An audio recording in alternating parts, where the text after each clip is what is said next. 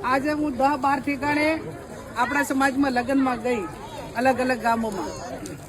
છેક ત્યાં બાભરથી કરી અને અહીંયા આરંટવા ને હજી ત્યાં દાનાજીને રવાનું બાકી છે. પણ આજ ખૂબ રાજીપો થયો. રાજીપો એ બાબતનો થયો કે સમાજે વગર મુકામેથી બંધારણ કર્યું, પૂરેપૂરું સમાજ પાલન કરી દીધું. એટલે સમાજને બધાને નાથ ગંગાને ખૂબ ખૂબ વંદન કરું છું, આભાર માનું છું.